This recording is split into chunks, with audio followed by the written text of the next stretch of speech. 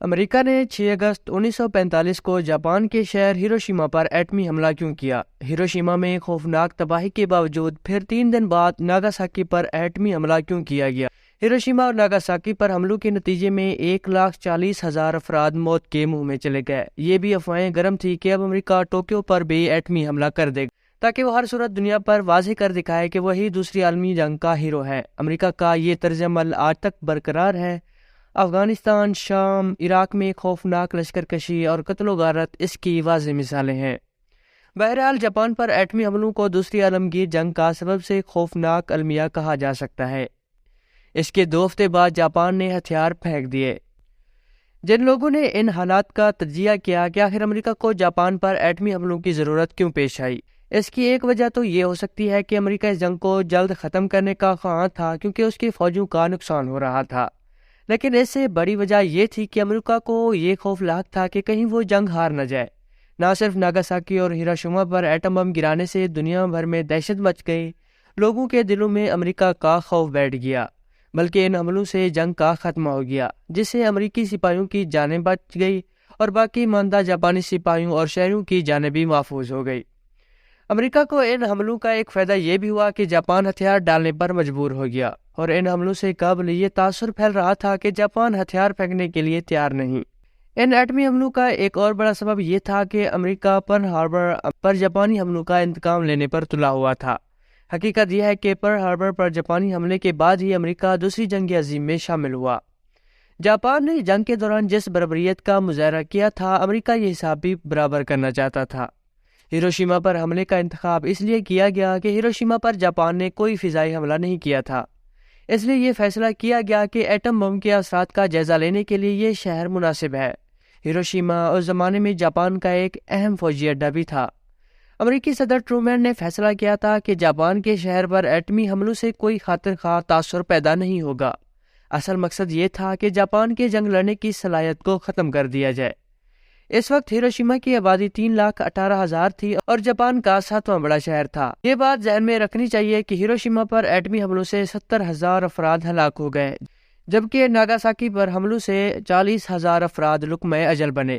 بعد میں زخموں کی تاب نہ لا کر مزید ہزاروں افراد موت کی وادی میں اتر گئے۔ تابکاری کے اثرات نے کئی بیماریاں پھیلا دی، جن میں سرطان کا مرض بھی شامل تھا۔ مجموعی طور پر 2 لاکھ افراد اس دنیا سے رخصت ہو گئے۔ اب اس بات پر غور ضروری ہے کہ ہیروشیما کے بعد ناگاساکی کو کیوں ایٹمی حملوں کا نشانہ بنایا گیا۔ ناگاساکی اس وقت وہ شہر تھا جہاں بحری جہاز بنائے جاتے تھے۔ اس صنعت کے قیام کا مقصد ہی تباہی پھیلانا تھا۔ اس شہر کے ارد گرد پہاڑوں کی موجودگی نے تباہی کو کم کرنے میں مدد کی۔ یہاں یہ سوال بھی اٹھتا ہے کہ امریکہ نے جرمنی پر ایٹم بم کیوں نہیں برسائے؟ اس کا سبب یہ بتایا جاتا ہے کہ اس وقت ایٹم بم پوری طرح تیار نہیں ہوا تھا جب جرمنی نے سرکاری طور پر ہتھیار پھینک دیے۔ جرمنی نے 7 مئی 1945 کو اتحادی طاقتوں کے سامنے ہتھیار پھینکے تھے۔ امریکہ نے ہیروشیما اور ناگاساکی پر پھینکے جانے والے بموں کو لٹل بوائے اور فیٹ مین قرار دیا تھا۔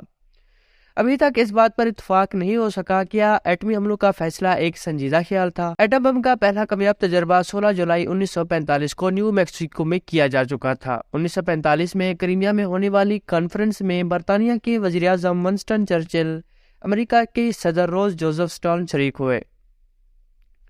مشہور جنرل گروز نے جنگ کے اختتام پر ایک انٹرویو میں کہا تھا کہ تمام کمانڈروں کو اس بات پر اتفاق تھا کہ جرمنی میں جنگ کا خاتمہ ہو چکا ہے اور ایٹم بم پھینکنے کے لیے جاپان کو ہی نشانہ بنانا چاہیے۔ اس بات پر تمام اتحادیوں کا متفقہ فیصلہ تھا۔ اب ایک بڑے اہم سوال کی طرف آتے ہیں کہ امریکہ نے جاپان کے دارالحکومت ٹوکیو پر حملہ کیوں نہیں کیا؟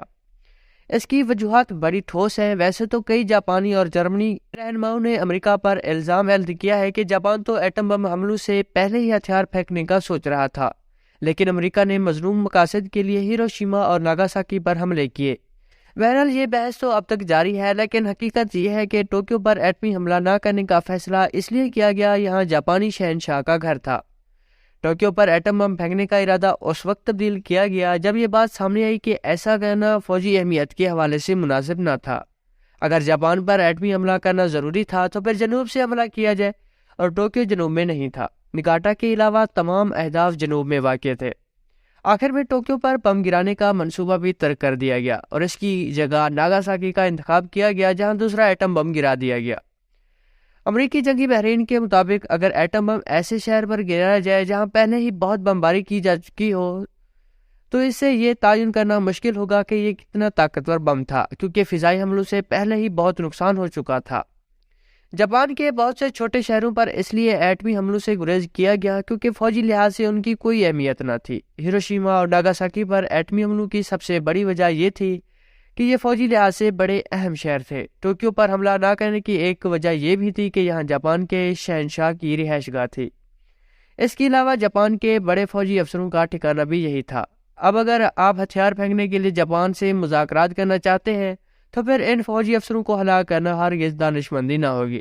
ایٹم بم پھینکنے کے لیے ان شہروں کا انتخاب کیا گیا جہاں پہلے دوسرے بم نہیں پھینکے گئے۔ بمباری سے ٹوکیو کئی بار جل چکا تھا، اس لیے اسے اس لسٹ سے نکال دیا گیا، اور پھر جاپان کے شہنشاہ کو ہلاک کرنا بھی مقصود نہ تھا۔ اب ذرا اس نظریے پر غور کیجئے جو کچھ سیاسی ماہرین نے پیش کیا۔ ان کے موقف کے مطابق جاپان ایک شرط پر ہتھیار پھینکنے پر آمادہ تھا، اور اس شرط کا تعلق جاپانی شہنشاہ سے تھا۔ وہ ابرومندانہ طریقے سے ہتھیار پھینکنا چاہتے تھے۔ اس مقصد کے لیے وہ سابق سوویت یونین کو سفارتی طور پر امریکہ کے خلاف استعمال کرنے کے آرزومند تھے تاکہ ان کی بارگیننگ کی پوزیشن بہتر ہو جائے۔ اس کے برعکس امریکہ چاہتا تھا کہ جاپان غیر مشروط طور پر ہتھیار پھینکے، لیکن وہ جانتا تھا کہ جاپان دو شرائط پر ہتھیار پھینکنے پر راضی ہوگا، یہ کہ جاپان کے شہنشاہ کو اقتدار میں رکھا جائے اور اس پر مقدمہ نہ چلایا جائے، اور دوسرا یہ کہ سابق سوویت یونین کو ان جاپانی علاقوں پر حملوں سے روکا جائے جو براعظم کے حوالے سے جاپان کا حصہ ہے۔ حقیقت یہ ہے کہ امریکہ کو بہت سے جرنیل ایٹمی حملوں کے خلاف تھے، کیونکہ ان کے خیال میں فوجی لحاظ سے اس کی صحیح معنوں میں کوئی حیثیت نہیں ہوگی۔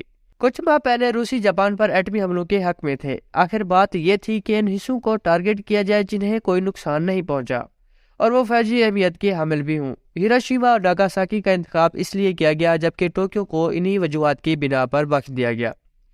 تو دوستو، اگر آپ کو ویڈیو اچھی لگی ہے تو لائک کریں اور مزید انفارمیٹیو ویڈیوز کے لیے ہمارا چینل سبسکرائب کریں۔ Thank you.